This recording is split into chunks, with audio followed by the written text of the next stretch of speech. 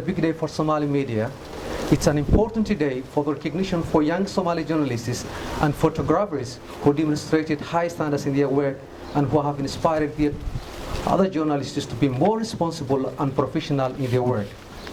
On behalf of Somali journalists, we see this prize as an important tool in encouraging young journalists to promote excellence in media practice and to highlight the importance of defending media freedom. We also believe the prize will inspire journalists to promote more positive stories about our country, because it's said that Somali journalists only focus on negative and complex stories like politics, violence, and so on, so that we don't give enough attention to the social and developmental issues.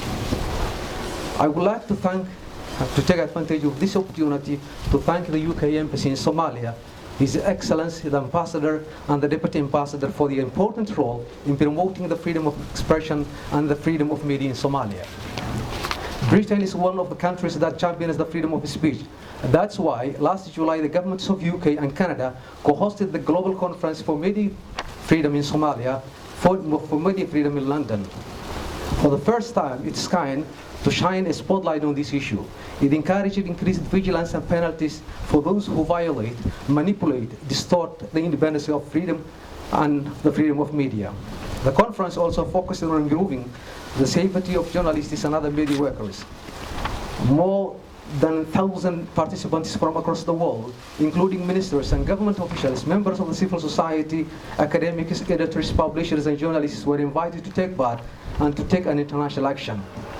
It was a great honor and privilege for me to be one of the journalists invited to attend that important international conference. Somali journalists still face very difficult, dangerous situations. There is a growing trend of expression and harassment of Somali journalists and news organizations in Somalia. Since last year, 3 journalists have been killed,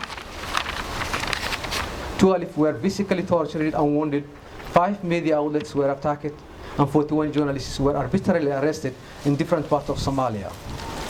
Despite the government is doing a lot of efforts, indeed Somalia is one of the most dangerous countries in the world for journalists and other media workers. So in order this to end, all parties must contribute to ensuring a safe and conducive working environment for the Somali media in which journalists can operate freely and independently. Thank you.